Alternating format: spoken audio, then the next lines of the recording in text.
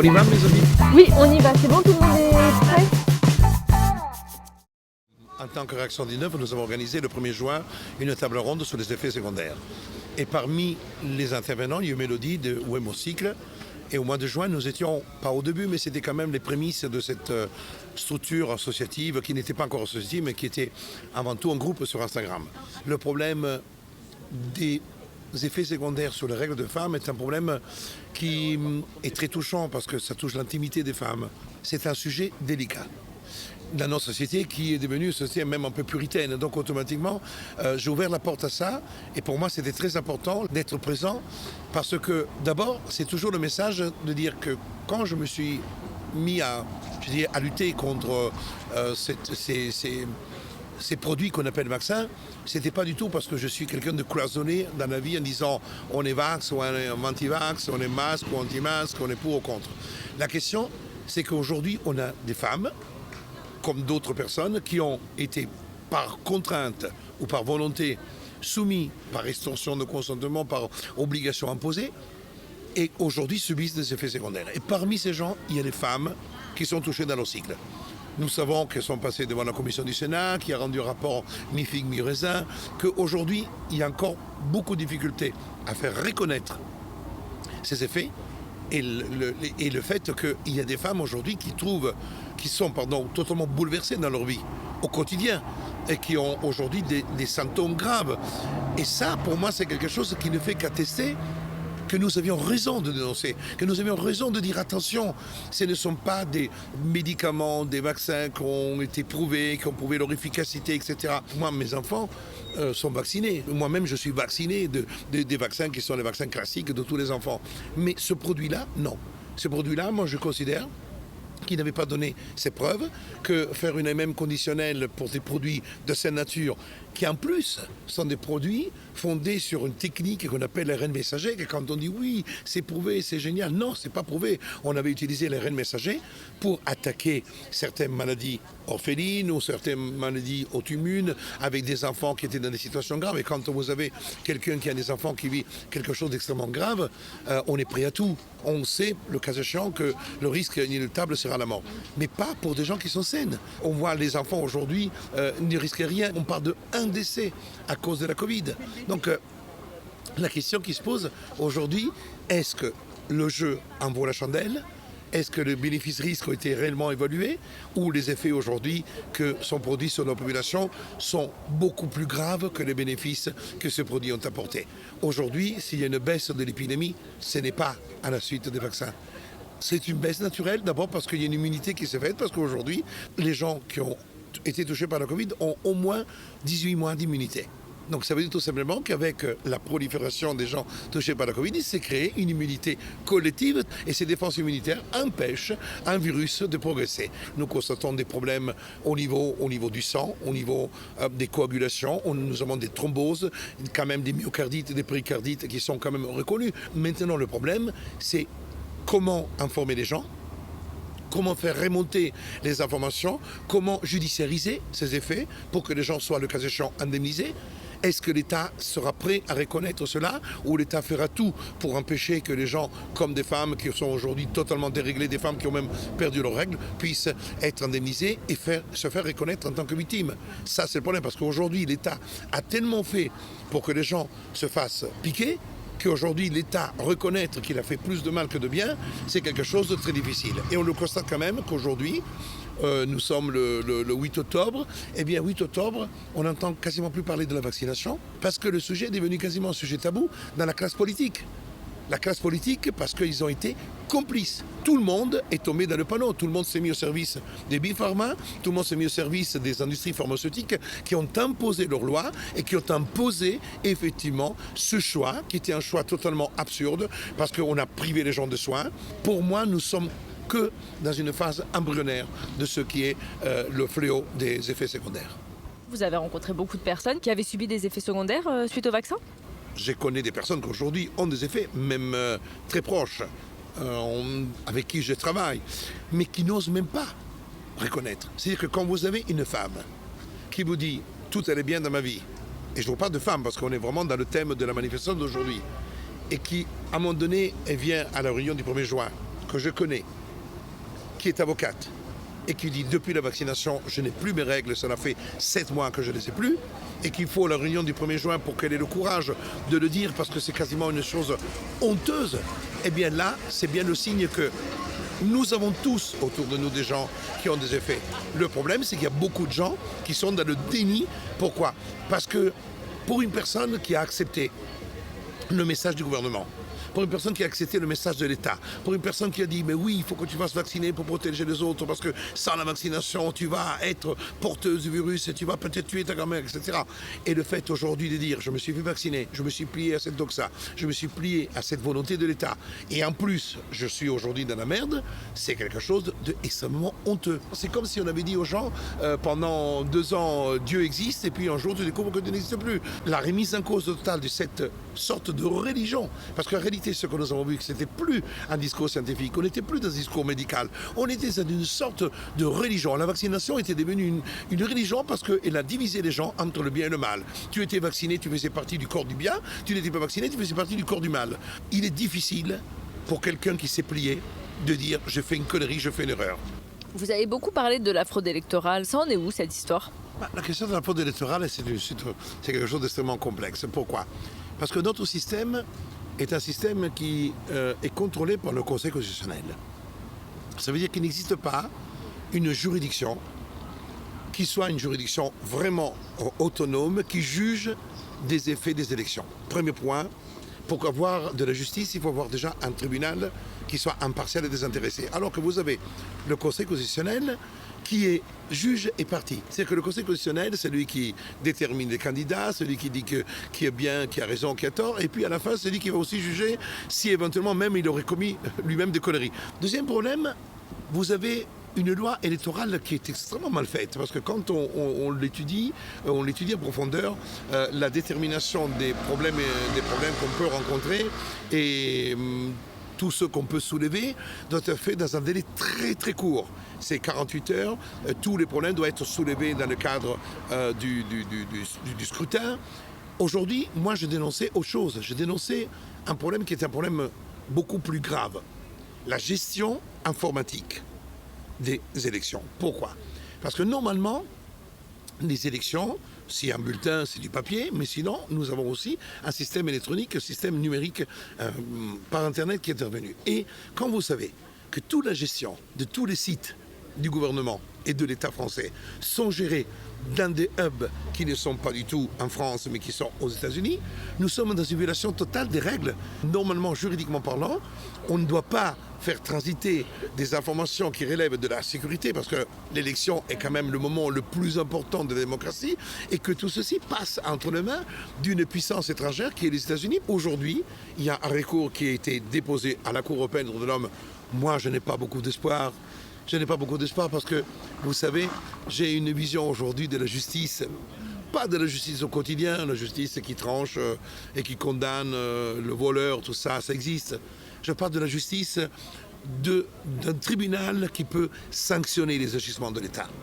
En réalité, quand on voit même la Cour européenne des droits de l'homme, quand elle a sanctionné effectivement des choses qui ne sont pas d'une importance capitale. Aujourd'hui, on a vu qu'il n'y a pas eu une décision qui a été rendue par le Conseil d'État, par les tribunaux administratifs, mis à part quelques décisions qu'on peut compter sur les droits humains, sur les 6500 recours qui ont été déposés au Conseil d'État, 6495 ont été rejetés quasiment sans débat. Aujourd'hui, moi je considère que les recours que nous avons entrepris sont avant tout des recours pour dénoncer politiquement que le système est gangrené. Sont des recours pour dénoncer publiquement que le système ne fonctionne pas, que la démocratie est éphémère, que la démocratie est un leurre, parce que nous ne sommes pas dans un État qu'on peut appeler démocratique. Mais quelle démocratie? La démocratie du peuple, le gouvernement du peuple, par le peuple, pour le peuple, ça, elle n'existe pas. Aujourd'hui, nous avons un Parlement qui enregistre des projets de loi, et un Parlement que s'il n'enregistre pas le projet de loi décidé par le gouvernement, le président menace de le dissoudre.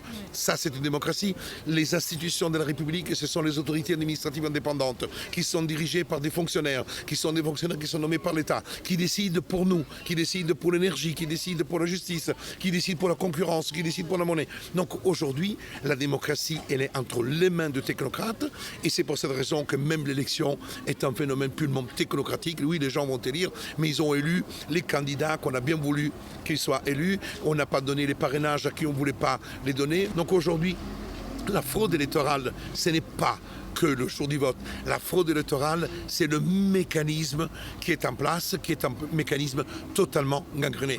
Pourquoi l'abstention? Parce que les gens ne croient pas. Parce que si les gens avaient la croyance légitime que ce qui se passe est vraiment dans le respect de la loi, dans le respect des choses, dans le respect du peuple, les gens iraient voter. Mais les gens disent pourquoi je vais voter? De toute façon, mon vote ne compte rien parce que même quand j'ai voté, les parlementaires que j'ai élus, ils ne sont plus là pour décider quoi que ce soit. C'est l'État, à travers son gouvernement, qui décide.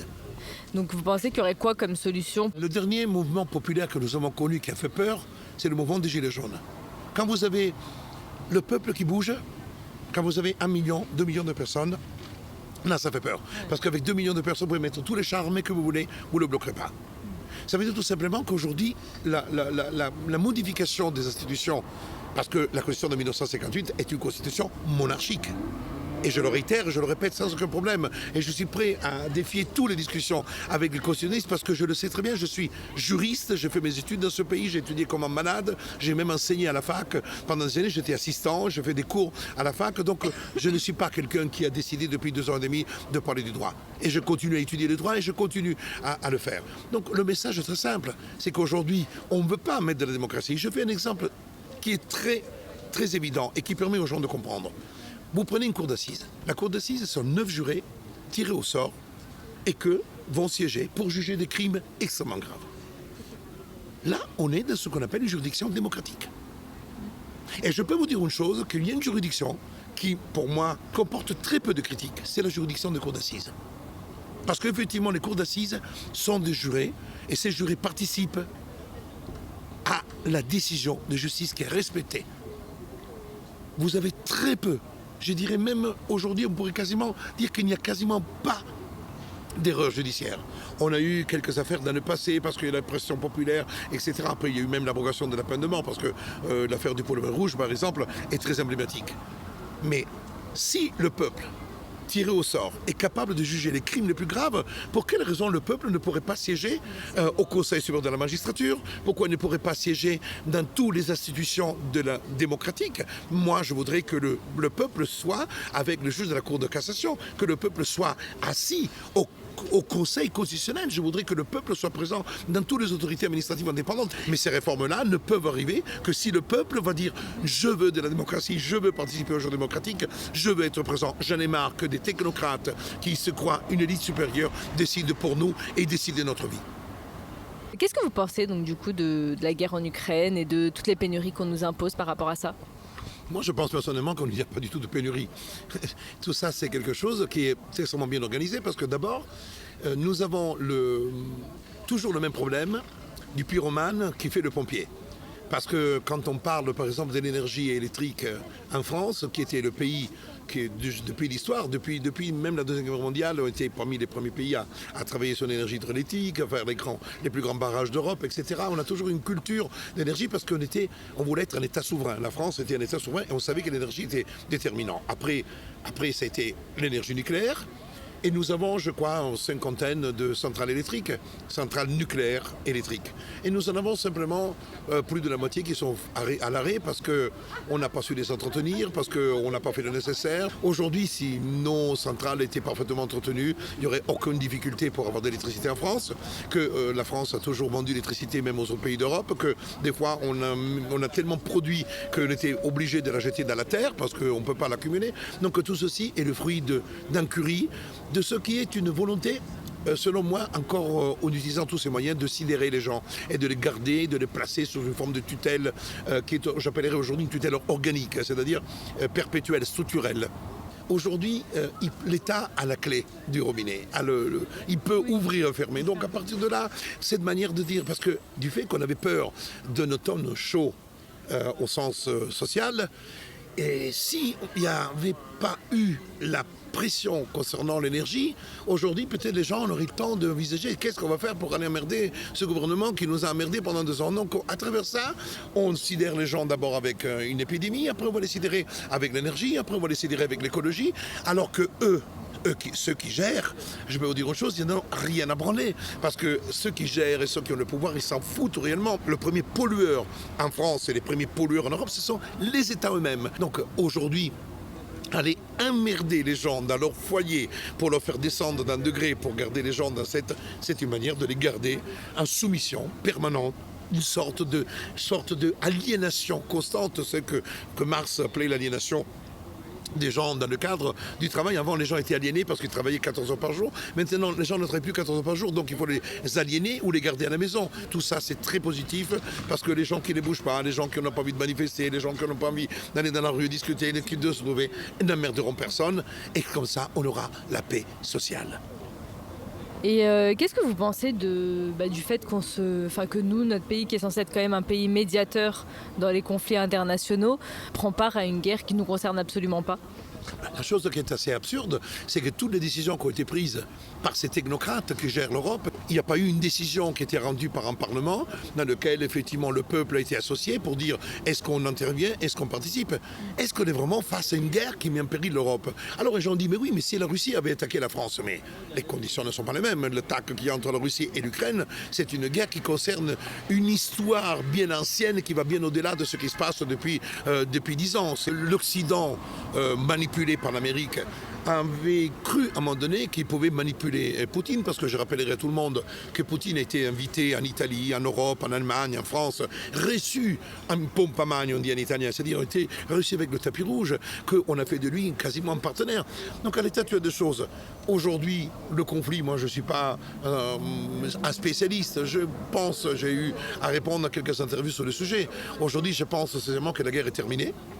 La guerre est terminée. Aujourd'hui, on est en train de vivre les derniers esbroufs d'une opération qui a été faite par Poutine. Je ne sais pas si effectivement il y aura des répercussions dans les mois, les années à venir, mais ce que je constate, c'est qu'il y a eu des référendums qui ont été faits. Ces référendums ont fait qu'on intègre ces régions du sud de l'Ukraine, qu'en réalité, on a fait un petit caca nerveux, on brandit des menaces nucléaires, mais à la fin, Poutine a pris la Crimée, il a maintenant pris le Donbass et les autres parties. On dit que les Ukrainiens se remettent à reconquérir, ils ont gagné 400 km de conneries comme ça, qu'on fait voir une débandade de l'armée russe, etc. Mais la réalité, c'est que Poutine a fait ce qu'il voulait faire. Il voulait donner un message à l'Europe et à l'Amérique en disant ne m'emmerdez pas, parce que je vous fais voir que je peux effectivement sortir de mes gonds et sortir surtout de mes frontières. Donc restez chez vous. Parce que le gros souci, c'est que l'Europe va du Portugal jusqu'au détroit de Bering. Mais nous, notre Europe, elle va de l'Europe, c'est-à-dire de l'Europe centrale, aux États-Unis. Nous sommes tournés vers l'Amérique parce que l'Amérique est considérée comme le grand libérateur depuis la Deuxième Guerre mondiale, alors qu'on n'avait pas compris que l'Amérique est le grand concurrent de cette Europe occidentale et que nous sommes rien d'autre que des sous-fifs d'une culture qui n'est pas la nôtre. Et aujourd'hui, la bataille, c'est pas la bataille entre le bien et le mal, le bien l'Amérique et le mal la Russie. La bataille, c'est autre chose. C'est qu'aujourd'hui, on est en train de construire un système, on appelle mondialisation, de globalisation, qui sert des entités économiques puissantes qui veulent garder le pouvoir et la puissance, et qu'effectivement, Poutine est apparu un tout petit peu comme celui qui empêche à une certaine vision du monde de progresser. Voilà comment je vois les choses. Pour moi, ce qui se passe est plutôt positif que négatif, parce que le fait de dire à l'Amérique « occupe-toi de tes oignons et reste chez toi », eh bien c'est une manière de dire aussi qu'effectivement, nous aussi, on doit récupérer notre culture, nos valeurs, les valeurs de la France, de l'Italie, les origines de notre vision de la vie philosophique, qui ne sont pas que gagner du fric, avoir des grosses voitures et vivre dans des tours, mais d'avoir une vie de qualité, parce que notre culture est une culture qui est imprégnée sur des valeurs humaines que nous n'avons pas exportées. Ce sont les autres qui sont en train de nous imposer une vision de la vie qui n'est pas la nôtre. Aujourd'hui, le message que je veux livrer est un message très simple, qui est le message qui a été sous-jacent depuis 2 ans et demi. On m'a taxé de complotiste, on m'a taxé de choses qui sont totalement injurieuses. Mais ils ne m'ont pas touché. Et je vais continuer à parler du droit. Et la chose qui est assez extraordinaire, c'est qu'en parlant du droit, j'ai réussi à déranger. le droit devient quelque chose de dérangeant. Analyser des décrets et des lois qui sont faits par eux et de dire que ce sont des lois tyranniques, des textes qui sont contraires à des principes fondamentaux de notre droit, eh bien ça nous ramène à ce qui est peut-être l'histoire la plus ancienne du droit, la lutte entre la loi et les droits naturels. Pas les droits de l'homme tels qu'il les conçoit, je parle des droits naturels, c'est pas du tout la même chose. Et je dirais que si aujourd'hui il y a quelque chose qui m'inspire tous les jours, c'est Sophocle et Antigone. Antigone se bat contre la tyrannie de son oncle qui veut bannir la sépulture du frère parce qu'il a lutté contre Athènes. Et Antigone va dire, mais non, tu ne peux pas empêcher, parce qu'il est de droit naturel qu'une personne soit dans sa sépulture, dans la terre où il est né. Eh bien aujourd'hui, le message, c'est que ce que je souhaite, c'est tenter de ramener le droit, qui est la seule arme qui a permis aux hommes de se libérer. Et le droit, c'est une manière de penser et de réfléchir par rapport à ce qu'eux, ils tentent d'imposer. Tout texte de loi, tout texte décrétal peut être contré par le droit. Parce que le droit, c'est l'harmonie. Et quand quelque chose n'est pas en harmonie, ce n'est pas fait pour les hommes. Et c'est là le point fondamental. Et si je peux continuer à pouvoir parler du droit, à utiliser le droit pour donner des outils aux gens, de retrouver un esprit critique, à travers le raisonnement de ce qui n'est pas logique, de ce qui ne tient pas la route, que c'est absurde de dire que si tu es assis, tu n'auras pas le Covid, et si tu es debout, tu as le Covid. C'est absurde, c'est pas du droit. Donc, indépendamment de tout raisonnement d'un homme, il faut retrouver l'esprit critique pour dire ce que tu es en train de m'imposer là est complètement débile. Eh bien, la Covid-19 et la dictature sanitaire a mis en exergue la débilité, mais une débilité qui est pour eux une forme de gestion. C'est-à-dire que l'absurde de George Orwell en 1984, on le retrouve et on l'a retrouvé pendant 2 ans.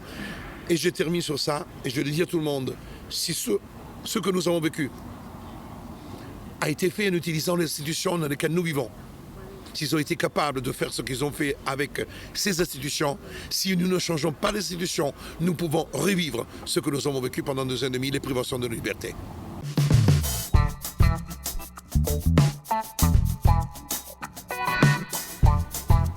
Nickel. Bah écoute, c'est très...